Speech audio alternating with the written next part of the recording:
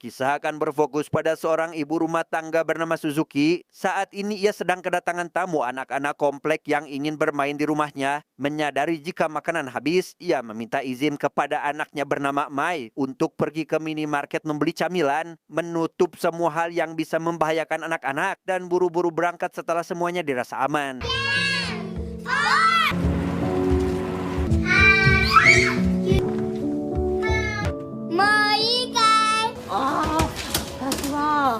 Dengan harap-harap cemas, Suzuki kembali ke rumah berharap semuanya baik-baik saja. Namun sesampainya di rumah, ia tidak mendapati siapapun termasuk anaknya sendiri. Untuk memastikan anaknya baik-baik saja, Suzuki pun mulai menghubungi setiap rumah dari anak-anak yang tadi bermain, berharap jika salah satu dari mereka bersama anaknya. かくれんぼの途中でいなくなっちゃったから、今みんなに LINE したから、押さえてて。 Dia bernama Tadahiko atau suaminya Suzuki. Mendengar kabar putrinya hilang, Suzuki pun langsung pulang ke rumah untuk memastikan apa yang sedang terjadi. Sampai ketika sang istri hendak akan mencuci taplak meja ke dalam mesin cuci, ternyata...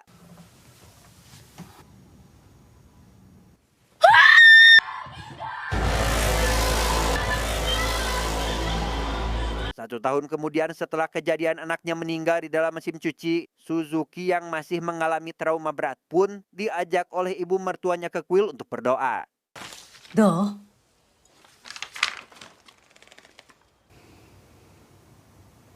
Brosur tempat kuil yang akan ia datangi bersama ibu mertuanya malah terbang terbawa angin sampai ke pasar barang antik. Setelah berhasil mendapatkannya kembali, Suzuki yang malah menemukan sebuah boneka mirip dengan sang anak pun langsung membelinya untuk dibawa pulang. おかえり。 Dengan kehadiran boneka itu, trauma Suzuki mulai berangsur membaik, bahkan bisa dibilang sembuh total. Sempat tidak nyaman dan merasa aneh karena Suzuki memperlakukan boneka itu seperti anaknya sendiri. Namun setelah mendengar kata dokter tentang sebuah terapi boneka, Tadahiko pun akhirnya mulai belajar menerimanya dan menganggap jika boneka itu adalah bagian dari keluarganya. Hai. Hai. Tak lama setelah sembuh dari traumanya itu, Suzuki akhirnya hamil anak kedua dan berhasil melahirkan anak perempuan dengan nama yang sama yaitu Mai, di mana boneka yang awalnya sangat disayangi oleh Suzuki pun kini harus berakhir dalam tumpukan boneka lain. Namun yang lebih parahnya lagi adalah boneka itu kembali dimasukkan ke dalam tempatnya yang kemudian Tadahiko simpan di dalam gudang. 5 tahun kemudian setelah Mai dewasa, ia yang saat itu baru pulang sekolah bersama ibunya pun tak sengaja menjatuhkan kelerengnya sampai berserakan kemana-mana. Saat sedang dipungut kembali, satu kelereng malah masuk ke dalam gudang penyimpanan, di mana Mai yang kebetulan menemukan boneka tersebut di tempat itu pun langsung membawanya dan meminta izin pada sang ibu untuk agar dibiarkan menyimpan bonekanya. Melihat sang anak memegang boneka itu, tentu saja mengingatkan Suzuki akan sebuah kenangan masa lalu. Namun yang menjadi aneh baginya adalah kenapa rambut dan kuku sebuah boneka bisa tumbuh layaknya seorang manusia. Semakin hari, Mai dan si boneka yang diberi nama Ayah itu pun kian akrab seolah mereka adalah dua anak-anak yang senang bermain. Namun keanehan kembali terjadi ketika malam tiba. Mai pergi ke kamar Suzuki dengan terburu-buru meminta izin untuk bisa tidur di sini. Ia kesal dengan Ayah yang menyakitinya dengan alasan cemburu karena Suzuki dan Tadahiko hanya menyayangi Mai saja.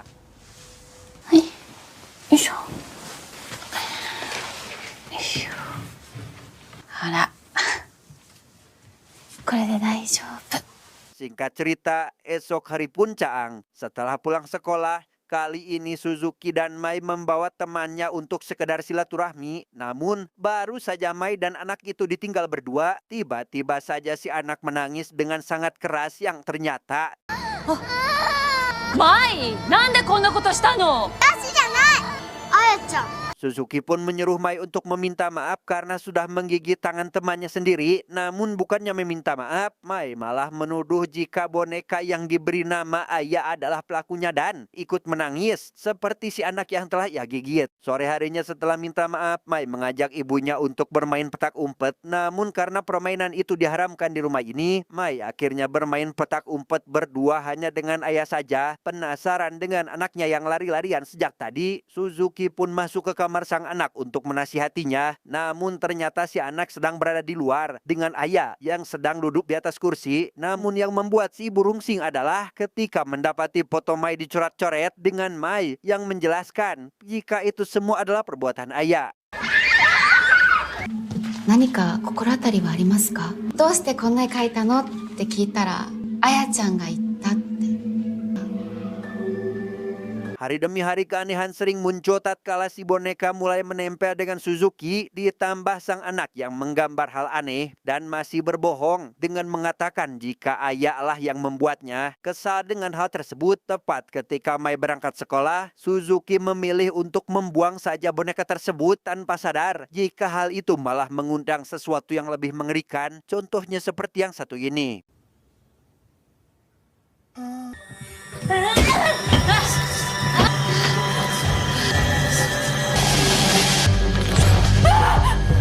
Dan ya, ternyata itu semua hanyalah mimpi. Tak lama, terdengar suara ketukan pintu dari luar yang ternyata hanya menyimpan boneka ayah yang baru saja dibuangnya. Tak tahan dengan si boneka, Suzuki pun kembali membuangnya yang kali ini langsung diberikan kepada petugas pembersih agar diangkut ke dalam mobil. Tapi apa yang terjadi?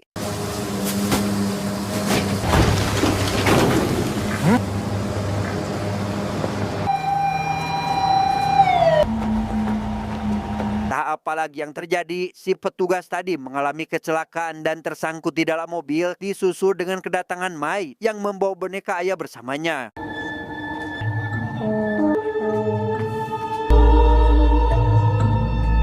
Singkat cerita, ketika Suzuki selesai minum obat, ia didatangi Mai untuk mengajaknya bermain petak umpet. Kesal karena ia sudah melarang hal tersebut di rumah, Suzuki langsung menyusul Mai untuk agar jangan melakukannya lagi. Suzuki mengalami kejadian aneh ketika Mai tiba-tiba saja berada di mana-mana, sampai ketika ia melihat mesin cuci yang terbuka, tiba-tiba 洗濯機で遊んだら目って何回も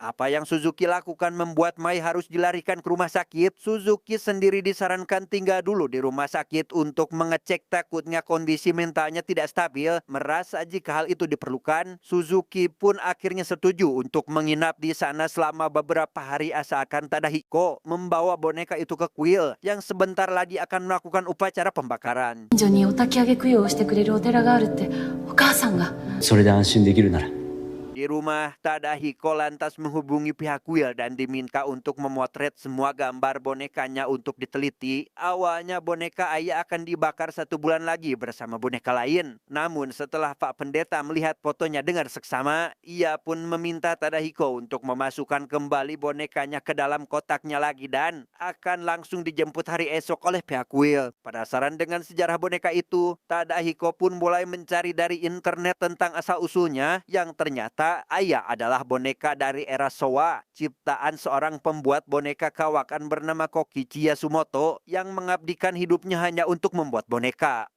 例のために作った人形を娘は大層お気に入り Selain sejarahnya, ia sempat melihat sekelompok, lebih tepatnya 5 orang YouTuber pergi ke salah satu pulau yang dipercaya adalah makam boneka ciptaan Kokichi untuk membuktikan apakah urban legend itu nyata atau tidak. Dan sesampainya di lokasi yang dimaksud, mereka tidak menemukan apapun yang dikatakan dalam artikel yang dibacanya. Namun satu hal yang tidak mereka sadari adalah tepat ketika pulang, ada seorang wanita yang ikut serta dalam kelompoknya. Lantas, atau ini hanya settingan saja biar viral? Entahlah. Di tempat lain, lebih tepatnya mertua Suzuki atau ibunya Tadahiko, terlihat ibu baru saja menidurkan Mai dan ayah di dalam kamar. Ketika sedang menonton TV dan tersedak air putih, ibu dikejutkan dengan Mai sudah berada di depan TV dan tiba-tiba saja menaiki punggungnya ketika sedang mengambil makanan untuknya. Namun ketika ibu hendak akan mengantarkannya ke kamar untuk dibacakan dongeng, ternyata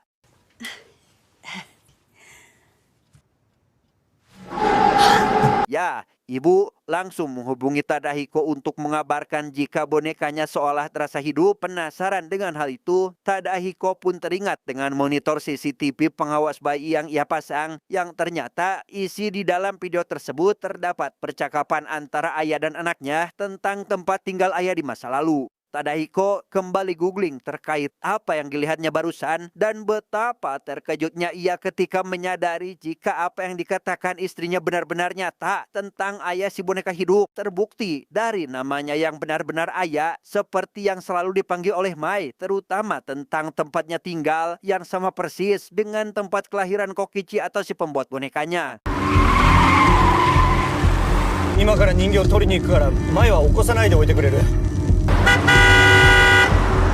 Dengan cepat Tadahiko pergi ke tempat ibunya untuk memastikan apakah ayah dan ibunya baik-baik saja, di mana ibu sendiri tiba-tiba dikagetkan dengan Mai dan bonekanya yang sudah menghilang entah kemana, berlokasi di sebuah jembatan. Ibu yang sudah lama mencari pun dikejutkan dengan Mai yang sudah duduk di atas pagar pengaman. Tentu ibu sangat panik dan mencoba untuk memintanya agar segera turun, tetapi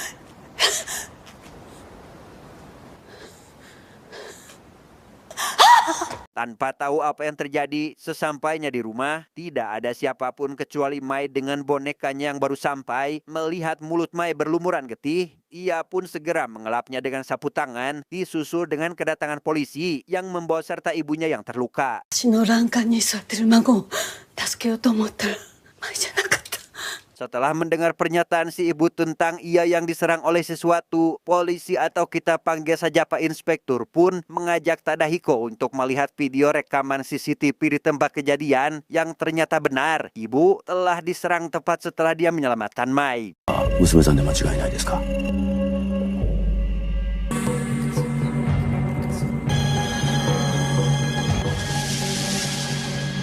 Mai ちゃんは一人で帰ってきたんですよね。 Singkat cerita, esok hari pun Caang, orang yang ditunggu pun akhirnya datang, yaitu Bapak Pendeta yang membawa boneka ayah untuk dibakar. Setelah prosesi pembakaran selesai, Tadahiko langsung pergi menjemput istrinya pulang. Namun tak lama, ia didatangi oleh pendeta dari kuil untuk memberikan kembali boneka ayah yang sudah jelas-jelas dibakar di depan mata Tadahiko sendiri. Karena ternyata pendeta semula yang membawa bonekanya rupanya mengganti boneka itu dengan boneka palsu dan menjual boneka ayah ke toko barang antik. Namun bukannya untung, Bapak Pendeta itu malah harus berakhir mengenaskan. 10万かな。冗談じゃない。じゃあ12万。 Tadahiko pun menghubungi seorang spesialis untuk mengurus boneka tersebut. Tepat setelah panggilan selesai, rekan Tadahiko menyadari jika ada sesuatu di dalam boneka itu.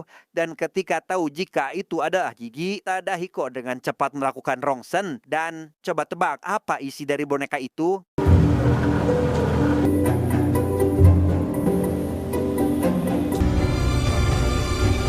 Ya, boneka itu diselimuti tulang manusia lengkap tanpa ada kurang sedikit pun. Takut jika masalahnya akan melebar, ia menghubungi Pak Inspektur untuk membawa saja bonekanya. Tepat ketika Bapak spesialis datang untuk menjemput boneka tersebut. 鈴木さんですか? と、これは骨ですか? この件は警察では解決できないと思いますが。 Awalnya Pak Spesialis membawa boneka itu, namun ditolak oleh Pak Inspektur karena akan dibawa ke ruang otopsi. Pak Spesialis itu meminta izin untuk mengikutinya ke laboratorium, bukan menguntit, melainkan hanya untuk memastikan keselamatannya sampai ke tempat tujuan.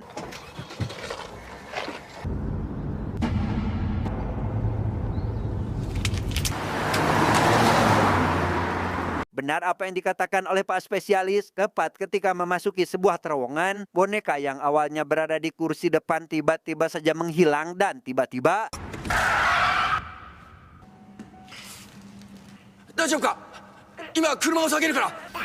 Ya, tepat setelah menabrak seorang anak, Pak Inspektur pun terlihat sedang menangis sambil menggendong bonekanya. Tahu jika kondisi Pak Inspektur tidak akan cepat pulih pun, spesialis itu langsung memasukkan boneka itu ke dalam wadah khusus dan meminta mereka untuk mengantarkannya ke tempat seorang kolektor boneka. ここまででいいんですよね。はい、ありがとうございました。Sesampainya di tempat yang dimaksud, datanglah seorang bapak-bapak kolektor boneka yang sudah janjian dengan si spesialis. Penasaran dengan apa yang dibicarakan mereka, Suzuki yang awalnya hendak pulang duluan pun memutuskan untuk masuk ke dalam demi mengetahui apa yang sebenarnya terjadi. Di sana Pak kolektor bercerita bahwa ketika masih remaja, ia adalah seorang polisi di kawasan tempat tinggal si pembuat boneka, dan pada suatu hari, tepat setelah ayah hilang, si pembuat boneka akhirnya menyerahkan diri dengan kejahatan. Telah menjadikan anaknya sendiri sebagai boneka, namun bukan tanpa alasan. Sebenarnya ayah lahir lemah yang membuatnya tidak bisa kemana-mana. Tahu jika anaknya tidak akan bertahan lama, si istri pembuat boneka pun nekat melakukan bundir bersama anaknya tersebut. これを発見した好奇氏は太古の罪を Kedatangan si pembuat boneka berhasil menggagalkan kematian sang istri. Namun meski begitu, istrinya tetap meninggal tak lama setelah bundirnya yang gagal, di mana si istri berwasiat dengan meminta suaminya untuk menguburkan ayah di dalam satu makam yang sama dengannya. Berdasarkan cerita Pak kolektor, mereka pun akhirnya sepakat untuk menguburkan ayah di makam ibunya yang berada di Pulau Kanajima. Pulau itu sendiri merupakan pulau angker yang sangat jarang dimasuki manusia. あやちゃんをお母さんのところに返してあげられませんか？バイラク、そのつもりです。 Sesampainya di sebuah penginapan, spesialis itu meminta agar Suzuki dan Tadahiko meninggalkan barang berharga milik mereka, kemudian mengajaknya ikut serta dalam sebuah ritual untuk menandai di mana titik makam ibunya ayah di Pulau Kanajima. Baru saja mendapatkan titik tersebut, tiba-tiba 参拝でお願いします。わしの上場者の役名せと。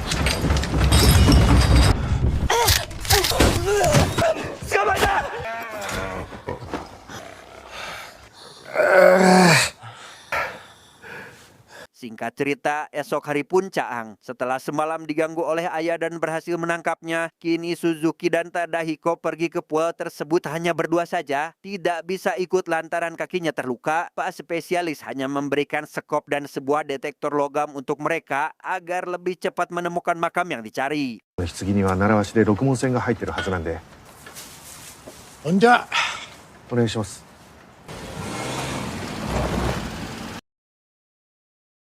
Tepat di depan pintu ada sebuah tulisan tentang perjalanan menuju ke sana, di mana mereka hanya memiliki waktu 2 jam saja sampai air laut menutup jalan, dan jika mereka kamalinaan berada di pulau, maka tidak ada jalan kembali selain menunggu hari esok.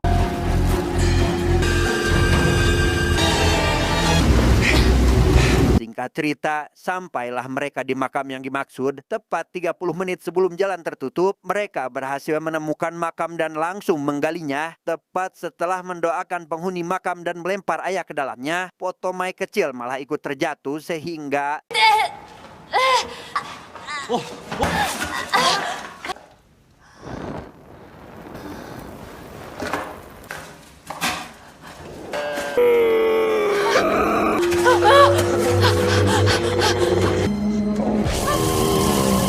Mau tegang, malah kesal sendiri. Di sini terlihat ketidaksolidan antara suami istri ini. Pertama, demi sebuah foto rela masuk ke dalam makam, padahal kan tinggal dicetak lagi. Kedua, bukannya membantu istrinya keluar dari makam, apalagi ketika rambut Suzuki ditarik, Tadahiko tampak seolah tak peduli dan hanya melihat istrinya yang sedang survive dari tarikan si ayah.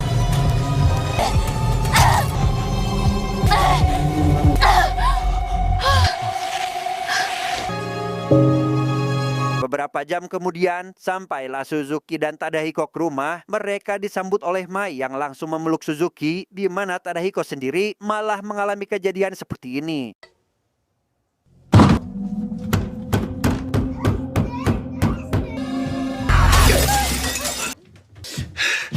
Meiなのか。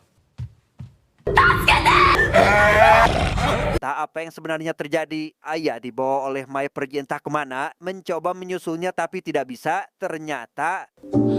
メイ待って。メイ！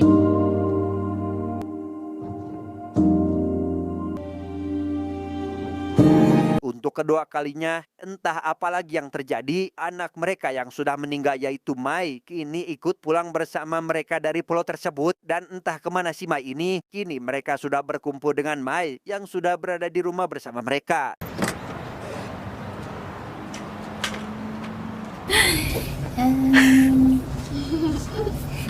Tak lama, datanglah bapak spesialis dan ibunya Tadahiko ke rumah mereka tepat ketika Suzuki dan Tadahiko pergi keluar. Sempat diberi monitor CCTV bayi milik Mai. Pak spesialis pun akhirnya sadar jika sebenarnya ayah sangat membenci ibunya karena sejak dulu ayah sering disiksa oleh sang ibu akibat penyakit yang ayah derita, sehingga bisa diambil kesimpulan bahwa keputusan mereka membawa ayah pergi ke pulau adalah sebuah kesalahan yang sangat fatal. アヤは母親を憎んでいる。人形はあの島に連れて行ってはいけなかったんだ。 Sesampainya di luar, Tadahiko dan Suzuki berjalan sambil senyum-senyum mengingat hari ini adalah hari pertama keluarga mereka terbebas dari gangguan boneka ayah tanpa sadar jika saat ini mereka masih berada dalam pengaruh genjutsunya.